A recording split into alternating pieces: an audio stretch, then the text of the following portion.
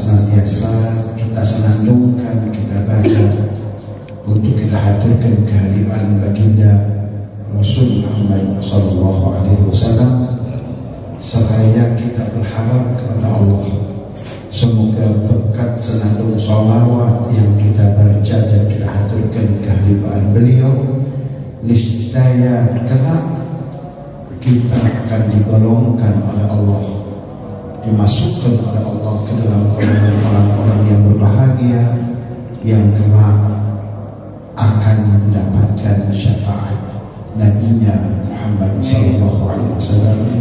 Amin amin ya rabbal alamin. Bapak-bapak, ibu-ibu sekalian yang dirahmati oleh Allah Subhanahu wa taala, mari kita niatkan aktivitas kita hari ini adalah talabul ilm atau tafaqquh fid din, yaitu niat untuk menuntut ilmu pengetahuan agama atau untuk memperdalam pengetahuan kita akan nilai-nilai agama yang kita cintai ini. Sebab keberadaan kita saat ini usai melaksanakan sholat subuh dan bertahan di masjid yang kita cintai ini untuk mendengar kajian keagamaan ini, kalau dalam istilah agama disebut dengan tafaqquh fiddin. Orang yang berupaya untuk memahami lebih jauh lagi, lebih dalam lagi akan nilai-nilai agamanya. Nah, seseorang yang diberikan kesempatan oleh Allah untuk bertafaqquh fiddin itu bukan sembarang orang. Jadi sadari bahwa kita saat ini adalah kelompok kecil manusia yang dipilih oleh Allah secara selektif untuk dihadirkan di dalam salah satu rumahnya untuk melakukan tafaqquh fiddin. Rasul mengatakan, "Man yuridillahu bihi khairan yufaqqihhu fiddin." Siapa orangnya yang Allah menghendaki kepadanya dan untuk dirinya kebajikan, maka Allah akan berikan kesempatan untuk orang itu bertafaqquh fiddin. Maka kita sekelompok manusia kecil yang Allah menghendaki untuk diri kita nilai-nilai kebaikan. Alhamdulillah. Kebaikan itu apa? Sabda Rasul di sini khairan. Kalau kita kembali pada kajian bahasa Arab, khairan itu kalimat bentuknya nakirah, bersifat umum. Kebaikan, kebaikan apa? Kebaikan apa saja? Apa yang kita butuhkan dari nilai-nilai kebajikan di dalam kehidupan ini, niscaya insya Allah kita akan memperolehnya. Kalau kebaikan yang kita harapkan selama ini adalah rumah tangga yang bahagia, rumah tangga yang tentram, rumah tangga yang istilah agamanya sakinah, yang penuh dengan nuansa mawaddah warahmah, yang selama ini belum kita gapai dan kita capai, niscaya insya Allah berkah dari aktivitas kita pagi ini, hal itu akan kita peroleh. Kalau sakinah yang dimaksud adalah keluasan rezeki yang mengalir bagaikan air, sehingga kita tidak perlu repot-repot moyo-moyo untuk mencarinya, maka insya Allah rezeki itu akan kita peroleh. Rezeki yang halal itu akan kita dapatkan. Rezeki yang mudah itu akan kita alami. Itulah kebaikan. Alhasil kebaikan apa saja yang kita harapkan itu akan hadir dalam kehidupan kita. Puncak kebaikan itu adalah saat kita mengakhiri kehidupan ini dengan menggapai dan mencapai predikat husnul khatimah. Itulah puncak kebaikan dari seorang anak manusia muslim muslimah dalam kehidupan dunia ini, yaitu mengakhiri kehidupannya dengan husnul khatimah. Mudah-mudahan itu semua akan kita peroleh berkat aktivitas kita pada pagi hari ini. Amin Allahumma amin. Lalu pengajian kita ini untuk benar-benar tafaqquh fiddin, kita bukan sekedar ceramah, tapi benar-benar ngaji kita, sehingga kalau kemungkinan keikhlasan itu tidak ada pada diri al-faqih, insya Allah keikhlasan itu kita akan peroleh dari sahibul kitab ini. Kitab ini bernama Khasaisul Ummah Muhammadiyah, keistimewaan umat Sayyidina wa Maulana Muhammad. Dimaksud agar kita ini lebih mengenal diri kita, lebih mengenal jati diri kita sebagai umatnya Sayyidina wa Maulana Muhammad SAW. Nanti kita sendiri akan menyimpulkan betapa beruntungnya kita sebagai manusia tatkala Allah tunjuk kita sebagai pengikut Sayyidina wa Maulana Muhammad sallallahu alaihi wasallam. Nah, di antara nilai-nilai kemuliaan dan nilai-nilai keistimewaan yang Allah berikan kepada kita sebagai umat Sayyidina wa Maulana Muhammad sallallahu alaihi wasallam adalah disebutkan fadlul julusi fil musalla ba'da salati subhi wal asri. Kemuliaan, keagungan, kebajikan dari tetap duduk di musalla, duduk di masjid, bertahan setelah kita sholat, yaitu setelah sholat subuh atau setelah sholat asar, persis seperti yang saat ini sedang kita lakukan. Apa yang akan terjadi, manfaat semacam apa yang akan kita peroleh manakala hal itu kita lakukan setelah sholat subuh, bertahan di tempat di mana kita sholat. Maka dikatakan famin dzalika anna man shalla subha fi jama'atin thumma qa'ada yadhkurullaha hatta tatlu'a asy-syamsu thumma shalla rak'atain kanat lahu ka'ajri hajjatin wa umratin tamatin tamah. Diriwayatkan dari sebuah hadis Rasulullah SAW yang diriwayatkan oleh Imam Tirmidzi dan hadisnya hasan. Hanya hadis hasan itu hadisnya cukup kuat untuk dijadikan landasan hukum, di mana dikatakan oleh baginda Rasul Muhammad SAW, anna man shalla subha, siapapun orangnya yang usai melaksanakan sholat subuh fi jama'atin, secara berjamaah, sholat subuh secara berjamaah, thumma qa'ada yadhkurullah, kemudian dia tetap bertahan duduk di tempat sholatnya itu untuk berzikir kepada Allah, bertasbih, bertahmid, bertakbir, bertahlil, beristighfar, seperti yang baru saja kita lakukan. Usai assalamualaikum warahmatullahi, assalamualaikum warahmatullahi, diberikan dipimpin oleh sang imam, membaca la ilaha illallah wahdahu la syarika lahu, lahul mulku wa lahul hamdu yuhyi wa yumiitu wa huwa ala kulli syai'in qadir. Setelah sholat subuh bertahan duduk seraya kita berzikir kepada Allah. Sampai kapan? Hatta tatlu'a asy-syamsu, sampai terbitnya sang mentari. Nah, setelah terbit matahari, kemudian kita sholat. Terbit matahari itu bisa kita artikan dengan dua pengertian. Yang pertama, terbit matahari artinya syuruk, yaitu terbitnya di ufuk timur sinar matahari yang tampak di langit itu kemerahan, tapi mataharinya belum terbit, belum menyembul di ufuk. Itu namanya syuruk. Di situ kita disunahkan untuk sholat isyraq. Sholatnya nggak banyak-banyak, 2 rakaat saja. Tsumma shalla raka'atain.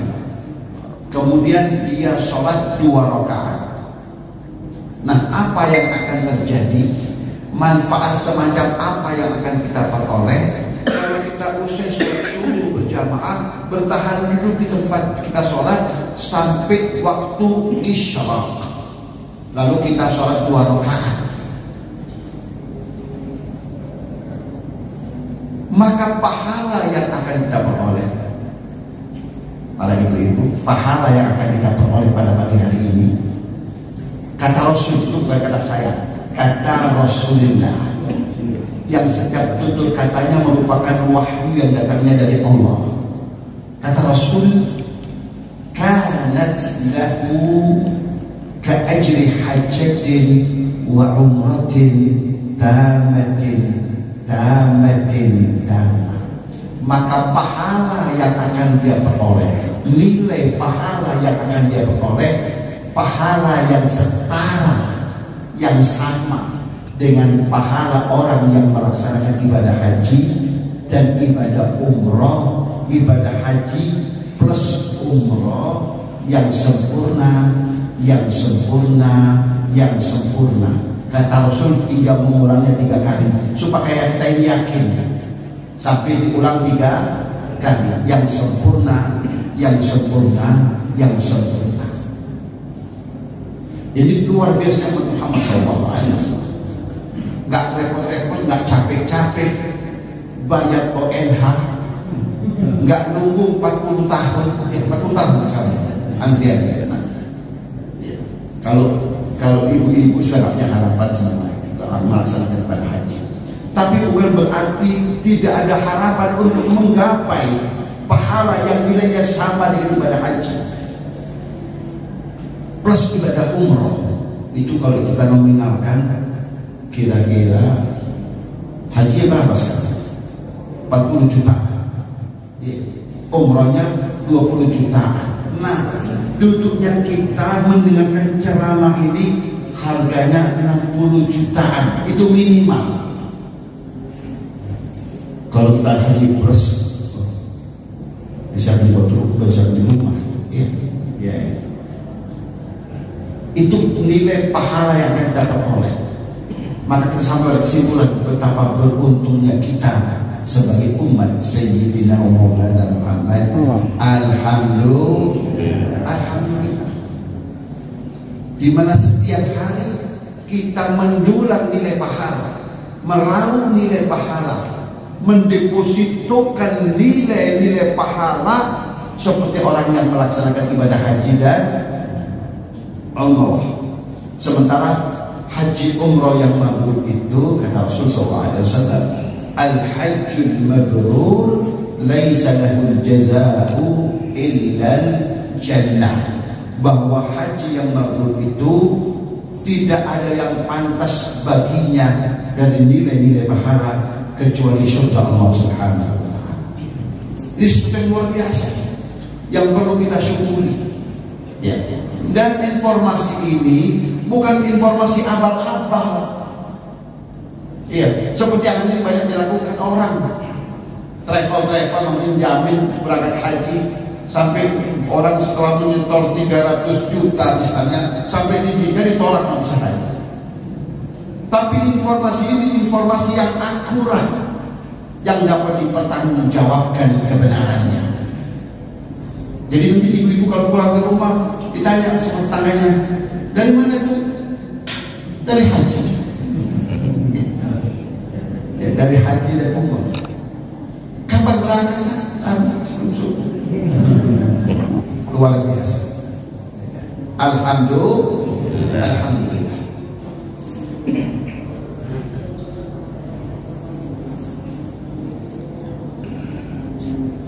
Jadi yang pertama tadi itu sampai dia melaksanakan sholat isyraq. Tafsiran yang kedua, ini duduknya lebih panjang lagi. sampai dia terbitnya sang matahari dan tinggi sepenggal seperti anak tombak. Nah itu artinya sudah masuk waktu duha. Jadi kalau begitu terbit matahari itu nggak boleh kita sholat, haram sholat.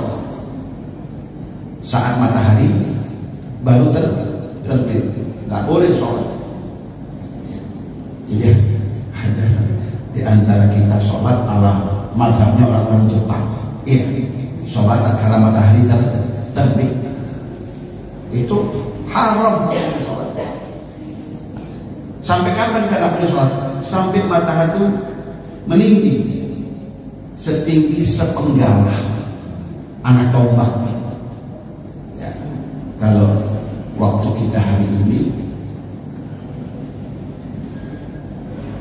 mungkin jam 6:20 itu sudah masuk waktu duha. Kemudian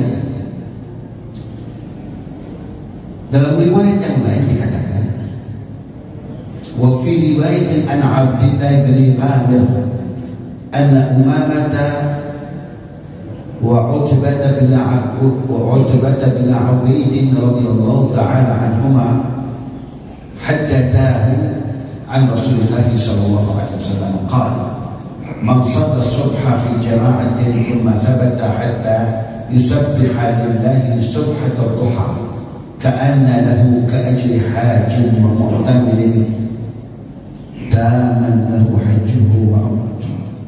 Sekali lagi sabda Rasulullah SAW yang diriwayatkan oleh dua sahabat beliau yang bernama Abdullah bin Ghamir dan Umamah dan Utbah ibnu Abd, di mana Rasulullah SAW bersabda, siapapun orangnya yang sholat subuh secara berjamaah kemudian tetap bertahan di tempat sholatnya sampai waktu pelaksanaan sunat duha, kemudian dia sholat sunat duha, maka pahala yang akan diperoleh seperti orang yang haji dan umroh yang sempurna hajinya dan sempurna umrohnya.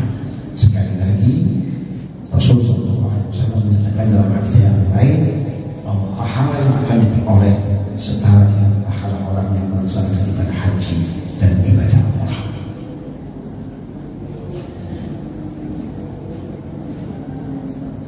Yang kedua, wa min dzalika annahu tughfaru khatayahu wa in kanat mithla zabadil bahr.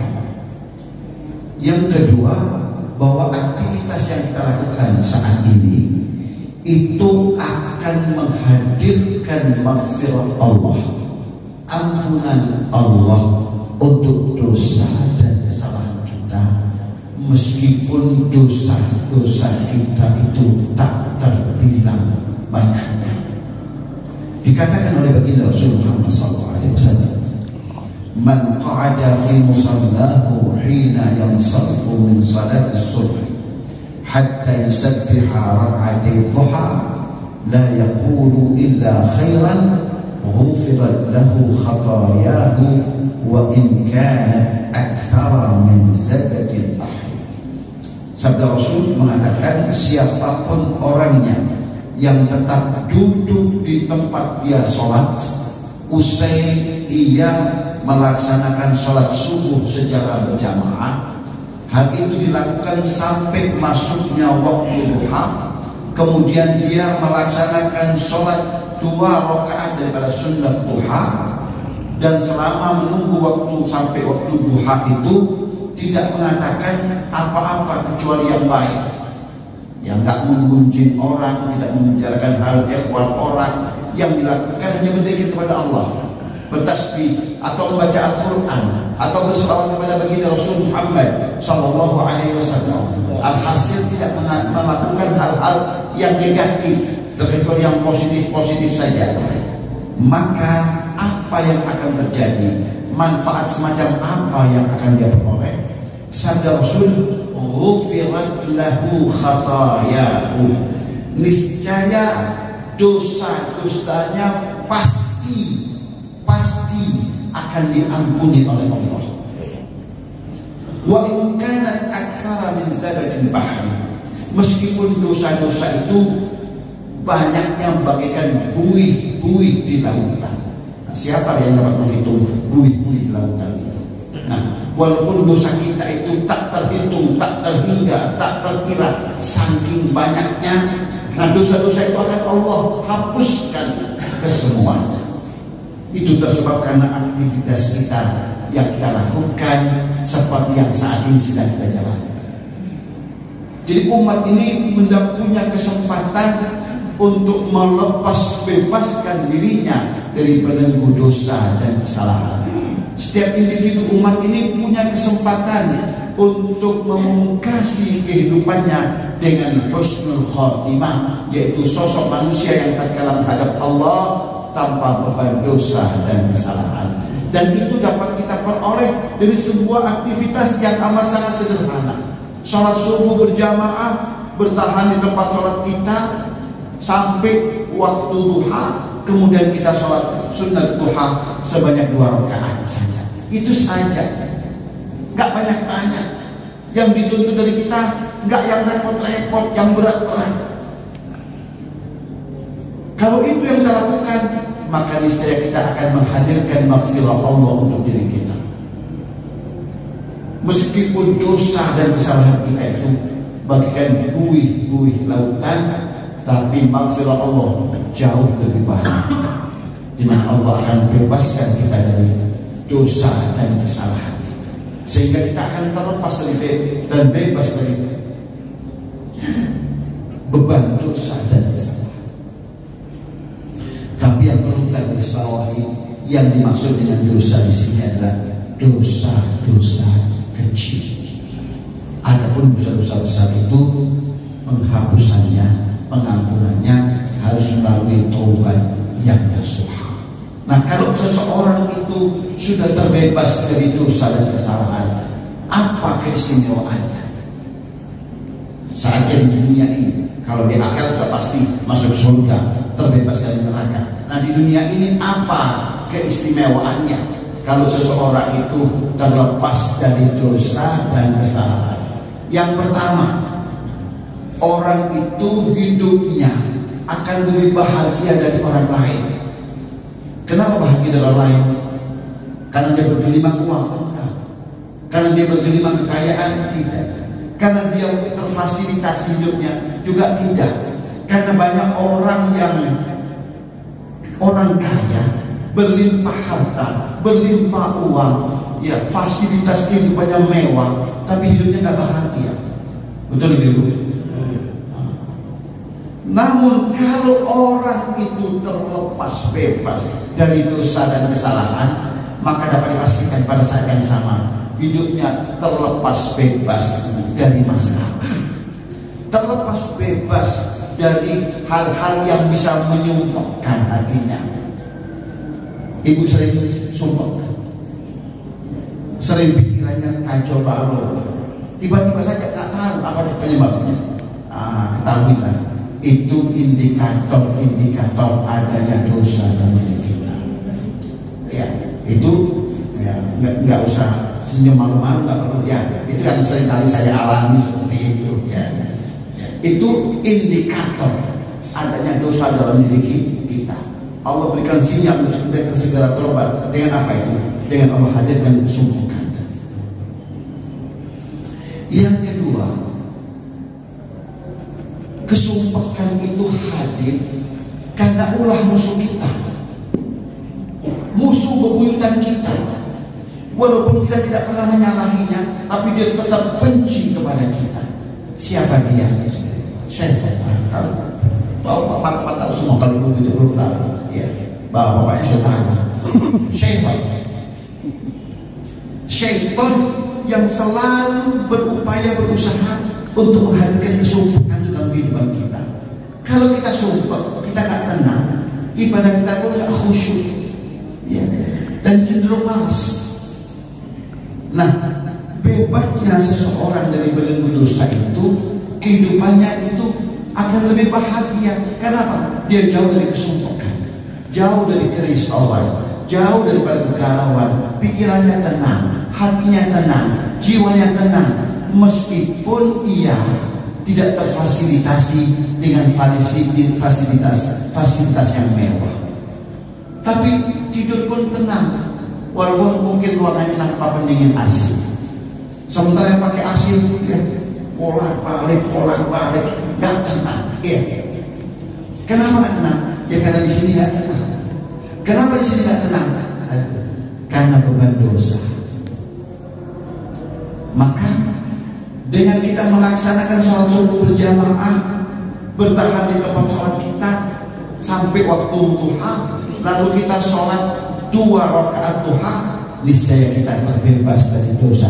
Seiring dengan terbebasnya kita dari dosa dan kesalahan, kita akan terbebas dari kesumpekan, kerisauan hati, dan pikiran yang kacau balau.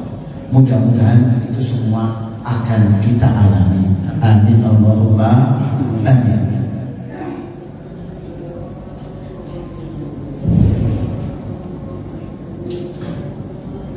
Manfaat yang lain adalah kita tidak akan bangkit bangun meninggalkan tempat ini terkecuali buku catatan harian kita. Kita ini punya diary book, ya, buku catatan harian. Tapi yang mencatat bukan kita. Ya, yang mencatat cari dulu. Raqib dan Atid. Raqib dan Atid, 2 malaikat. Firman Allah menginformasikan kepada kita, wa ma yalfidhu min qawlin illa ladaihi raqibun atid. Dan tidaklah seorang anak manusia itu melafazkan, mengucapkan satu kalimat terkecuali kalimat itu akan dicatat oleh malaikat yang namanya raqib dan malaikat yang namanya atid. Raqib khusus mencatat hal-hal yang positif. Kalau ibu berzikir itu bagiannya raqib. Kalau ibu berselawat itu catatan bagiannya raqib. Kalau ibu beristighfar yang mencatat adalah raqib. Sementara kalau ibu bergunjing ria dengan tetangga sebelah, ya, bergunjing ria, membicarakan aib orang lain, membicarakan kelemahan orang lain lah, ibu si fulan, ibu si ilan, dan seterusnya, membicarakan hal ikhwal orang lain. Itu dalam bahasa agama disebut ghibah. Ghibah itu diilustrasikan oleh Allah dalam Al-Quran seperti orang yang memakan daging bangkai. Daging bangkai itu orang yang kita kenal, saudara kita sendiri. Kita memakannya, mengunyahnya. Itulah dosa ghibah. Jadi jangan pernah dekat-dekat, sebab tidak akan melakukannya kecuali orang-orang yang kanibal, orang yang makan orang. Ibu-ibu kan gak mungkin itu dilakukan. Ya, tapi hakikatnya kalau kita menghibah, kita tuh menjelma menjadi manusia setengah serigala, kira-kira begitu. Manusia setengah serigala. Ya, itu yang biasanya ada di film-film sinetron saja. Tapi itu bisa jadi kalau kenyataan itu kita. Ya, menjelma menjadi manusia setengah serigala, lalu memakan daging saudara kita yang telah menjadi bangkai. Waliyahulillah ta'ala. Mudah-mudahan Allah lindungi diri kita dari hal-hal yang seperti itu. Nah,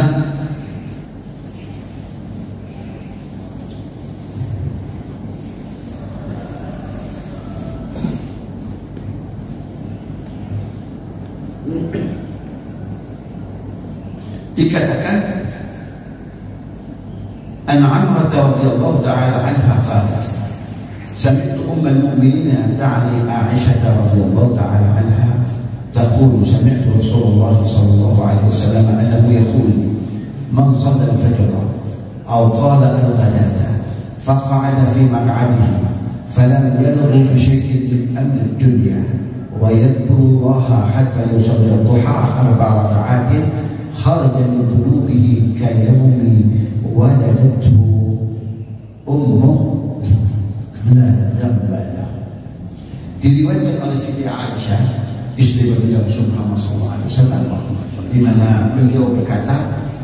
Aku telah mendengar Rasul secara langsung baginda Rasul Muhammad SAW betul saja, siapapun orangnya yang sholat subuh berjamaah kemudian dia duduk di tempat dia sholat, falam yalghu bi syai'in, dan selama dia duduk itu dia tidak melakukan hal-hal yang sia-sia atau tidak membicarakan masalah-masalah keduniaan, ya, hari ini masak apa, ya, dan seterusnya. Tapi yang dilakukan adalah yadhkurullah, berzikir kepada Allah. Dan salah satu ragam zikir kepada Allah itu adalah mengaji ilmu agama Allah. Jadi kajian kita hari ini itu merupakan bagian dari zikir kepada Allah, bahkan yang terafdal. Saking afdalnya dikatakan la mas'alatun wahidah khairun min alfi raka'ah. Satu masalah saja yang kita pelajari dari masalah-masalah keagamaan, nilai pahalanya lebih baik daripada 1000 rakaat kita bertahajud di malam hari. Jadi luar biasa majelis kita ini. Nah, berzikir kepada Allah sampai waktu sholat duha, kemudian dia sholat 4 rakaat, maka apa yang akan terjadi? Kata Rasul SAW, kharaja min dhunubihi kayaumi wadadathu ummuh la tanbaya. Maka posisinya dia terlahir sebagai manusia baru yang terlahir kembali. Persis posisi dirinya saat ini seperti orang yang baru dilahirkan oleh ibunya. Tidak ada dosa yang tersisa yang menempel pada dirinya. Luar biasa. Jadi kita ini nanti usai kita sholat isyraq, sholat duha, keluar dari masjid ini kita punya predikat baru, manusia yang terlahir baru, yaitu mendapatkan fitrah kita, mendapatkan kesucian diri kita. Alhamdulillah. Maka perlu kita syukuri nikmat Allah ini, ya, betapa beruntungnya kita sebagai umat Sayyidina Maulana Muhammad. Betapa bahagianya kita sebagai umat Sayyidina Maulana Muhammad. Karena untuk meraih pundi-pundi pahala yang luar biasa itu nggak perlu repot-repot, nggak perlu capek-capek, dan nggak perlu merogoh kantong kita dalam-dalam. Tanpa biaya, umroh gratisan yang dilakukan oleh Masjid Maninjo As-Salam. Luar biasa. Itu bisa dikampanyekan. Kalau Anda sholat bersama kami sholat subuh, hadiahnya haji gratis dan umroh gratis, ya. Itu ibu tak bohong, karena sudah sesuai dengan yang disampaikan oleh baginda Rasul Muhammad SAW. Kalau ditanya mana anunya, tiketnya mana, seragamnya, enggak perlu repot-repot pakai tiket, pakai seragam. Yang penting pahalanya sudah diperoleh, value-nya sama itu, ya, hasil akhirnya itu sama. Untuk apa repot-repot naik pesawat dan seterusnya, capek-capek kalau hasilnya juga sama? Lebih baik duduk manis di rumah, tapi kita memperoleh nilai pahala yang setara dengan pahala orang-orang yang haji dan umroh, pahala yang setara dengan manusia-manusia yang terlahir baru, yaitu manusia-manusia yang fitri, manusia-manusia yang suci, yang terbebas dari dosa dan kesalahan. Alhamdulillah. Itulah buah daripada aktivitas kita di pagi hari ini. Mudah-mudahan Allah Subhanahu wa Ta'ala selalu memberikan kekuatan kepada kita agar kita dapat melaksanakan istiqamah di dalam kebaikan, di dalam beribadah kepada Allah Subhanahu wa Ta'ala. Mudah-mudahan ilmu yang kita pelajari hari ini dijadikan oleh Allah ilmu yang barakah dan bermanfaat. Mudah-mudahan seiring dengan bertambahnya ilmu akan bertambah pula nilai-nilai keislaman kita, nilai-nilai keimanan kita, nilai-nilai ketakwaan kita kepada Allah Subhanahu wa Ta'ala, sehingga harapannya nilai-nilai keislaman kita hari ini, nilai-nilai keimanan kita hari ini, nilai-nilai ketakwaan kita hari ini tentunya lebih baik daripada hari kemarin, dan harapannya di hari-hari ke depan insya Allah akan lebih baik daripada hari ini, sehingga kita akan tergolong dan terbilang orang-orang yang beruntung di dunia dan kelak di akhirat, orang-orang yang selamat di dunia dan selamat kelak di akhirat, dan orang-orang yang bahagia di dunia dan bahagia kelak di akhirat. Amin ya rabbal alamin. Wa sallallahu ala sayyidina Muhammadin nabiyil ummi wa ala alihi wa sahbihi wa sallam. Walhamdulillahi rabbil alamin. Wassalamu alaikum.